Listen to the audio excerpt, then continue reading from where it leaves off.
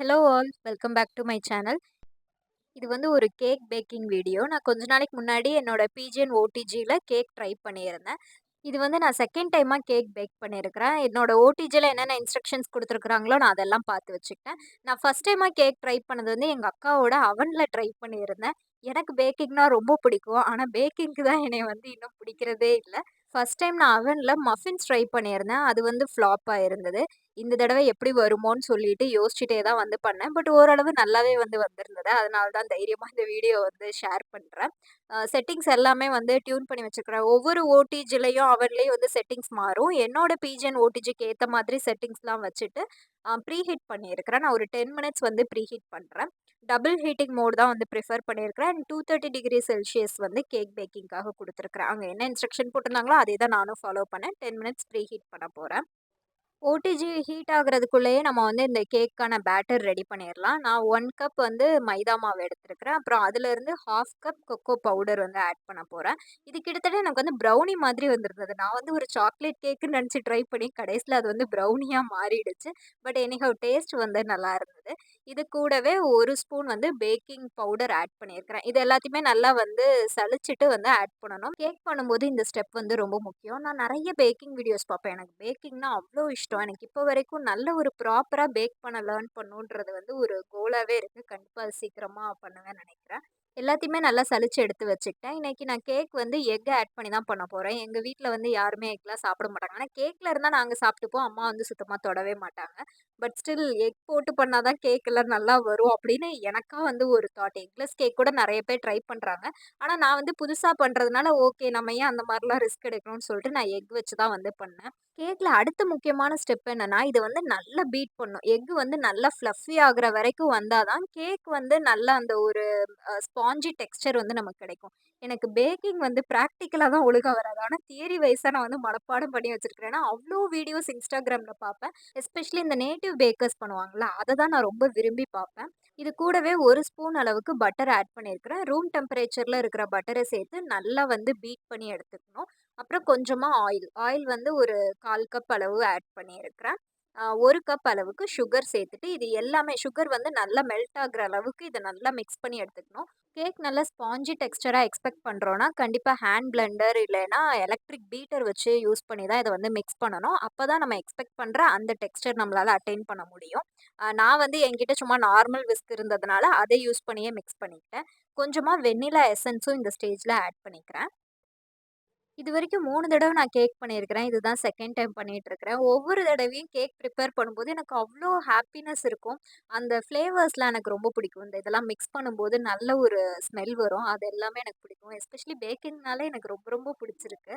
இது கூடவே 1/4 கப் அளவு லியூக் வார்ம் வாட்டர் ஆட் பண்ணியிருக்கிறேன். ஏன்னா நம்ம கொக்கோ பவுடர் போடுறதுனால அதோட டேஸ்ட் என்ஹான்ஸ் பண்ணும்னு சொல்லிட்டு ஒரு சில வீடியோ ரெஃபரன்ஸ் பார்த்துருந்தேன். அதனால நானும் அதையே ஃபாலோ பண்ணியிருக்கிறேன். கேக்ல ஆட் பண்றதுக்காக கொஞ்சமா கேஷ்யூஸும், ஆல்மண்ட்ஸும் கட் பண்ணி வச்சிருக்கிறேன். இது கூடவே கொஞ்சமா மைதா மாவையும் போட்டு டஸ்ட் பண்ணி எடுத்துக்கிட்டேன். அப்பனா அது வந்து கேக்ல இப்போ நம்ம போடுறோம்னா, ஒரே இடத்துல அது வந்து சேர்ந்து நிக்காம இருக்கும்னா, இந்த மாரி ஏதாவது மாவு டஸ்ட் பண்ணி போட்டோம்னா, நம்ம எப்படி போடுறோமோ அந்த மாரி ஈவனா எல்லா இடத்துலயுமே வந்து ஸ்ப்ரெட் ஆகுன்றதுனால, இப்போ நம்ம இந்த பண்ணி வச்சிருந்த பேட்டர்ல கொஞ்சம் கொஞ்சமா அந்த ட்ரை இன்கிரீடியன்ட்ஸ் எல்லாம் வந்து ஆட் பண்ணிட்டு, கட் அண்ட் ஃபோல்ட் மெத்தட்ல வந்து நான் மிக்ஸ் பண்ணிட்டு இருக்கிறேன். நான் என்ன மெத்தட்ல மிக்ஸ் பண்ணாலும் அது கடைசில அது இஷ்டம் போல தான் வந்து வந்திருந்தது. ஆனா, இந்த கேக் பண்ணும்போது மட்டும் நம்ம மெஷர்மெண்ட்ஸ் அதுக்கப்புறம் இந்த ப்ரொசீஜர் எல்லாம் கரெக்ட்டா ஃபாலோ பண்ணணும். அப்பதான் நல்ல ரிசல்ட் வந்து நமக்கு கிடைக்கும். ஸோ, நான் வந்து மனசு தளராம அதே மெத்தட அப்படியே ஃபாலோ பண்ணிட்டுருந்தேன். வெட் அண்ட் ட்ரை இன்கிரீடியன்ட்ஸ் 2மே நல்லா ஒண்ணு போல மிக்ஸ் ஆகி வந்ததுக்கப்புறமா நான் நட்ஸ் ஆட் பண்ணிக்கிறேன். இது வந்து நமக்கு என்னென்ன நட்ஸ் பிடிக்குமோ அதெல்லாம் ஆட் பண்ணிக்கலாம். டியூட்டி ஃப்ரூட்டி இது எல்லாமே நம்ம இஷ்டம் தான். ஸோ, அதுக்கேத்த மாதிரி போட்டுக்கலாம். இதையும் வந்து ஃபைனலா ஒரு மிக்ஸ் குடுத்துட்டு கேக்கோட டின் ரெடி பண்ணிட்டுருக்கிறேன். இதுல வந்து ஃபர்ஸ்ட்டு கொஞ்சமா பட்டர் ஸ்ப்ரெட் பண்ணிட்டு, இது மேல பார்ச்மென்ட் பேப்பர் போட்டு, அது மேலயும் கொஞ்சமா பட்டர் வந்து ஈவனா ஸ்ப்ரெட் பண்ணிட்டு, அதுக்கப்புறமா தான் வந்து பேட்டர் வந்து ஊத்தியிருந்தேன். அப்பதான் நமக்கு கேக் எடுக்கும்போது அப்படியே ஒட்டாம வரும்ல. ஸோ, அதனால இதே ப்ரொசீஜர் எல்லாமே அப்படியே ஃபாலோ பண்ணியாச்சு. கேக் பேட்டர் ரெடி பண்ணதுமே எனக்கு வந்து ஓரளவு நம்பிக்கை வந்துச்சு. ஓகே இன்னைக்கு கேக் வந்து கொஞ்சம் நல்லாவே வந்துரும்னு நெனைக்கிறேன். ஏன்னா ஃபர்ஸ்ட் டைம் வந்து நல்லா ஃப்ளாப் பண்ணி வச்சிருந்தேன். ஃபர்ஸ்ட் டைமும் மிக்ஸ்சர் எல்லாமே நல்லா தான் பண்ணியிருந்தேன். ஆனா அந்த அவனோட செட்டிங்ஸ் வந்து நான் கரெக்ட்டா பார்க்காம அவசரமா பண்ணிட்டேனா, இல்ல அந்த டின்ல பிரச்சனையா என்னன்றது எனக்கு தெரியல. எனக்கு தெரிஞ்சு அந்த டின்லயும் பிரச்சனை இருக்கும்னு நெனைக்கிறேன். ஏன்னா நான் 3 டைம் கேக் பண்ணும்போது மஃபின்ஸ் ட்ரை பண்ணேன். அப்பயுமே அது வந்து ஃப்ளாப் ஆகி தான் வந்திருந்தது. அந்த வீடியோவ நான் இதுக்கு அடுத்து வந்து உங்களுக்கு ஷேர் பண்றேன்.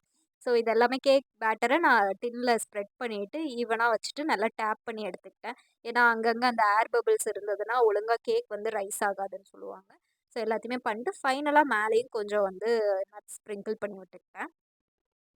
நான் இந்த ஓடிஜி என்னோட ஆஃபீஸ் பாயிண்ட்ஸ்ல தான் எடுத்திருந்தேன். ஃபர்ஸ்ட்டு வாங்கணும்னு நெனைக்கும்போது, அவன் வாங்கலாமா? ஓடிஜி வாங்கலாமான்னு ஒரே கன்ஃப்யூஷன். அதுக்கப்புறம் பயங்கரமா ஆராய்ச்சி பண்ணி, பேக்கிங்க்காக நம்ம வந்து ஒரு இத ப்ரிஃபர் பண்ணி வாங்குறோம்னா, கண்டிப்பா ஓடிஜி தான் பெஸ்ட்டா இருக்கும். இது வந்து கொஞ்சம் ஸ்லோ குக்கிங் ப்ராசஸ் தான். பட் ஸ்டில் பேக்கிங்னா இதுதான் வந்து பெஸ்ட் ஆப்ஷன். இப்போ வந்து என்ன பண்ணியிருக்கிறேன்னா, அதே ப்ரீ செட்டிங் தான் 30 மினிட்ஸ் மட்டும் டைமர் வச்சிருந்தேன்.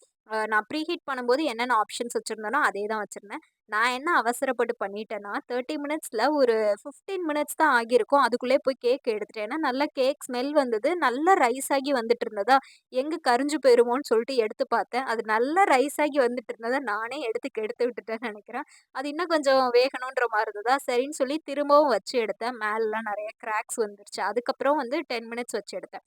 ஆக்சுவலி அதில வந்து நான் 30 மினிட்ஸ் அவங்க எனக்கு என்ன டைமர் இருந்ததோ, அதே இன்ஸ்ட்ரக்ஷன் படி ஃபாலோ பண்ணும்போது தான் கரெக்ட்டா இருந்தது. 30 மினிட்ஸ் பேக் பண்ணி எடுத்ததுக்கப்புறம், இதுதான் என்னோட ஃபைனல் அவுட்புட். கேக் கம்ப்ளீட்டா பேக் ஆயிருக்கான்னு செக் பண்ணி பார்த்துருந்தேன். நல்லா பேக் ஆயிருந்தது. ஸோ இதுலயுமே வந்து நம்ம ரொம்ப அவசரப்படக்கூடாது. கேக் கொஞ்சம் கூல் ஆனதுக்கு அப்புறம் தான் வந்து இந்த கட் பண்ற ப்ராசஸ் இது எல்லாத்துக்குமே போணும். எனக்கு வந்து அன்னைக்கு பயங்கர எக்ஸைட்மென்ட்டா இருந்தது. நல்லா வந்திருக்கா என்னன்னு பார்க்கணும்னு சொல்லிட்டு எடுத்திருந்தேன். கேக் நல்லா மாய்ஸ்ட்டா சூப்பரா இருந்தது. வெளிய பார்க்கும்போது அவுட்புட் எல்லாமே நல்லா தான் தெரிஞ்சது. ஈவன் சாப்பிடும்போதும் நல்லா இருந்தது. எனக்கு என்ன ஒண்ணுன்னா, இந்த கேக் கடையிலலாம் இருக்கும்ல, அந்த எக்ஸாக்ட் டெக்ஸ்சர் வந்து வரல. பட் டேஸ்ட் வந்து இந்த ப்ரௌனி சாப்பிட்டா நமக்கு எப்படி இருக்கும்? ப்ரௌனியோட டெக்ஸ்சர் தான் வந்திருந்தது. நான் வந்து நல்லா ஸ்பாஞ்ச் கேக்கோட டெக்ஸ்சர் எக்ஸ்பெக்ட் பண்ணேன். But brownie texture and taste வந்து வந்திருந்தது. இது வந்து ஃபர்ஸ்ட் டைம் பண்ணத விட இது ரொம்பவே சூப்பரா வந்திருந்ததுன்னு சொல்லுவேன். எனக்கு நல்ல அவுட்புட் குடுத்திருந்தது. நான் இந்த கேக்க இன்னும் கொஞ்சம் பொறுமையா, கேர்ஃபுல்லா பண்ணியிருந்தேன்னா, நான் எதிர்பார்த்த மாதிரியான அந்த டெக்ஸ்சர் வந்து கிடைச்சிருந்திருக்கும். ஃபர்ஸ்ட்டு அந்த கேக் பீட் பண்ணும்போது, நல்ல ஃப்ளஃபினஸ் வர்ற அளவுக்கு டைம் குடுத்து நான் வந்து பீட் பண்ணியிருந்திருக்கணும். ஈவன் நான் வந்து ஹேண்ட் விஸ்க் யூஸ் பண்ணி தான் பண்ணேன். ஆனா, இன்னும் கொஞ்ச நேரம் பீட் பண்ணியிருந்தா அந்த டெக்ஸ்சர் வந்திருக்கும். அதுக்கப்புறம் வந்து அந்த 30 மினிட்ஸ் வச்சத நான் அவசரப்பட்டு எடுக்காம இருந்திருந்தாலும், அது வந்து ஈவனா குக் ஆகியிருந்திருக்கும்னு நெனைக்கிறேன். இந்த 2 மெயின் மிஸ்டேக் நான் வந்து இன்னைக்கு பண்ணியிருந்தேன் கேக்ல. ஆனாலும் பரவால்ல. நான் இவ்ளோ தப்பு பண்ணியும் கேக் வந்து சாப்பிடுற மாதிரி நல்லா வந்திருந்துச்சு. அதுவரைக்கும் எனக்கு ரொம்ப சந்தோஷம்.